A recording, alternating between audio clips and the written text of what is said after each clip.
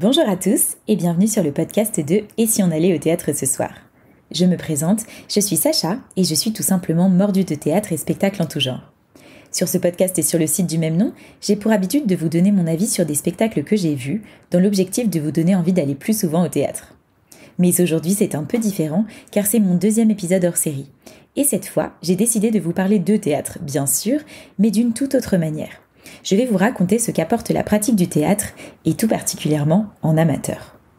Alors, pour être tout à fait honnête avec vous, ça fait très longtemps que je pense à faire cet épisode.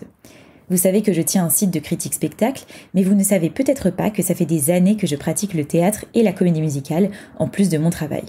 Et ça m'apporte énormément. Alors voilà, j'avais envie de vous en parler car c'est une activité essentielle de ma vie aujourd'hui parce qu'elle me procure un plaisir immense, que ce soit pendant les répétitions que pendant les représentations. J'ai beaucoup de gens autour de moi qui sont tentés par la pratique du théâtre en amateur mais qui n'osent pas. Et si vous écoutez cet épisode, peut-être que vous aussi, vous n'osez pas vous jeter à l'eau.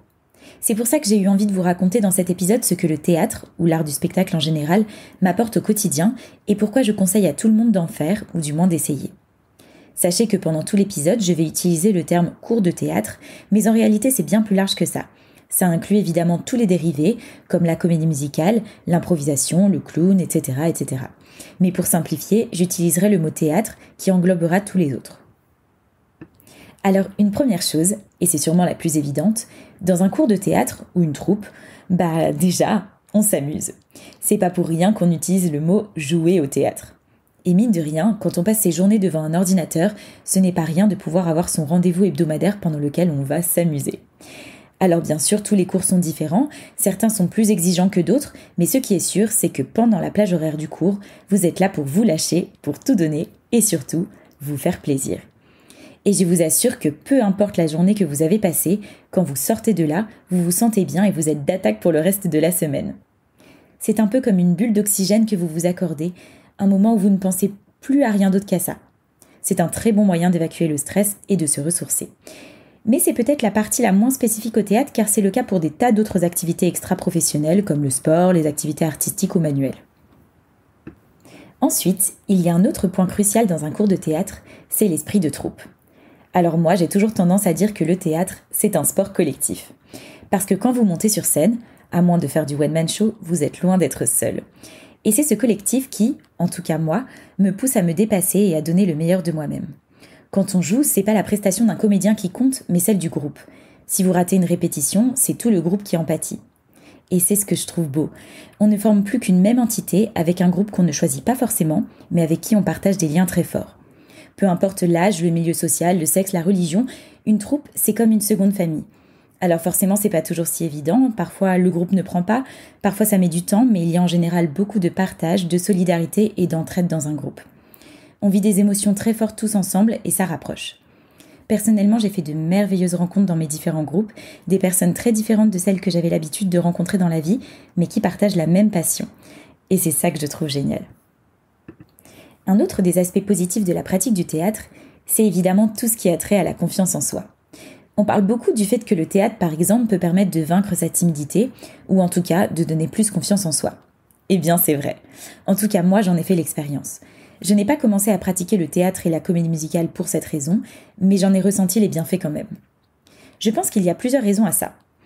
Déjà, s'inscrire à un cours de théâtre, ça veut dire s'intégrer à un groupe. Pour quelqu'un de timide, c'est pas forcément évident, et pourtant, généralement, ça se fait de manière très fluide. Il est très rare de voir quelqu'un mis de côté dans une troupe de théâtre, et donc même un grand timide peut tout à fait s'intégrer et se sentir à sa place dans un groupe qu'il connaît pourtant depuis peu de temps. Et ça, déjà, ça donne de l'assurance. Je dirais aussi que plus on intègre de troupes différentes, plus on apprend à s'intégrer rapidement parce qu'on ose plus aller vers les autres, participer aux conversations, etc. Personnellement, j'en ai aussi fait l'expérience. Après des dizaines de troupes et cours différents, je vois bien que mon intégration au sein d'un groupe se fait de plus en plus rapidement. Et c'est très agréable. Du coup, dans la vie, c'est aussi plus simple d'intégrer un groupe, d'aller vers les autres, de participer à une conversation ou à une réunion, etc. Un autre point important qui donne confiance en soi, je trouve, c'est d'apprendre à lâcher prise. Ça peut paraître bête comme ça, mais si vous passez votre temps à vous regarder pendant que vous jouez, forcément, vous ne pouvez pas être vraiment dedans. Parce que vous vous jugez et vous vous trouvez ridicule. C'est humain au début de se juger pendant qu'on joue et donc de tout le temps avoir l'impression qu'on est ridicule et de ne pas oser se lâcher. mais ça vient avec le temps, même si c'est plus facile pour certaines personnes que d'autres. Parfois même, il y a comme un déclic qui arrive tout à coup. En tout cas, savoir lâcher prise sur scène peut rendre plus facile le lâcher prise dans la vie, on ose plus, on s'assume plus, bref, un cercle vertueux. Pareil, je vois les bienfaits du théâtre au travail.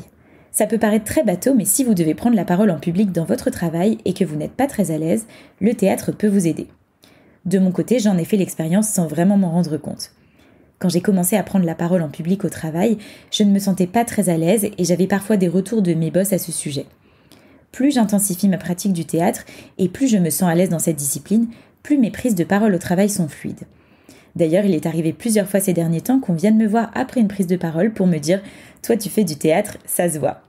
Pourtant, ce ne sont pas des prises de parole théâtralisées et je trouve l'exercice extrêmement différent. Mais comme quoi, la magie opère sans même s'en rendre compte. Un autre des aspects positifs de la pratique du théâtre, c'est le fait de se dépasser. Alors pour l'instant, je vous ai dépeint un portrait tout rose de la pratique du théâtre, mais parfois, monter un spectacle, c'est dur et ça demande beaucoup de travail. Parce qu'évidemment, si vous pratiquez une discipline, l'objectif, c'est de s'amuser bien sûr, mais aussi de progresser, sinon c'est dommage.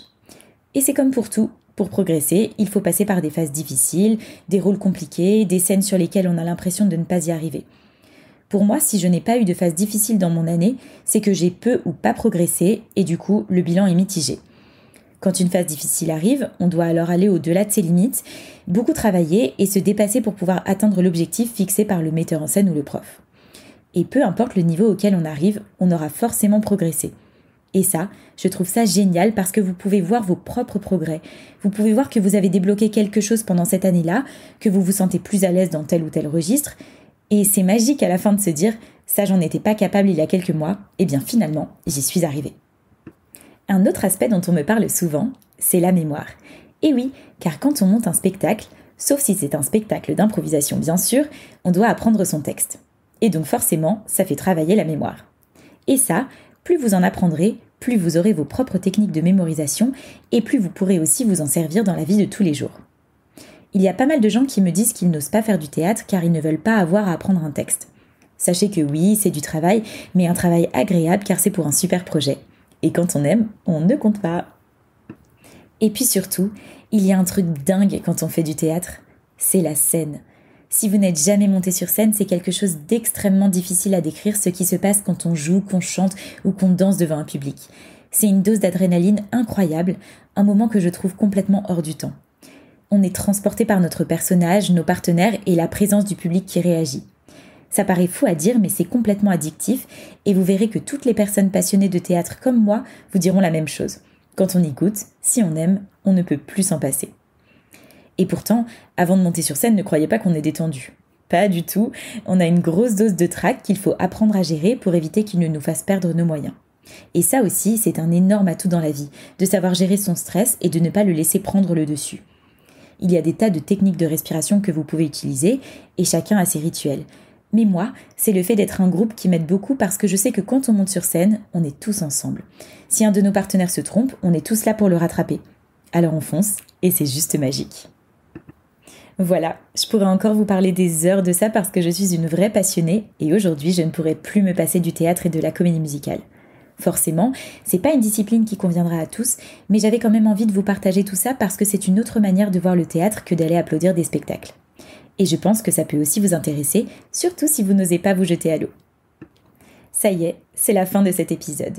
Si vous aussi vous voulez me partager votre expérience ou si vous voulez simplement échanger sur le sujet, n'hésitez pas à m'écrire sur et si on allait au théâtre ce soir @gmail.com. Je vous prépare d'autres épisodes sur le sujet pour vous aider notamment à choisir votre cours si vous souhaitez vous lancer dans l'aventure. D'ici là, si cet épisode vous a plu, n'hésitez pas à mettre une note ou un commentaire sur ce podcast et à le partager autour de vous. N'hésitez pas non plus à suivre Et si on allait au théâtre ce soir sur Instagram et Facebook et à vous inscrire à la newsletter sur les sites. Un grand merci pour votre écoute. Je vous dis à très très vite pour un prochain épisode du podcast de Et si on allait au théâtre ce soir. Et n'oubliez pas de mettre du théâtre dans votre vie parce que ça la rend plus jolie. Bye bye!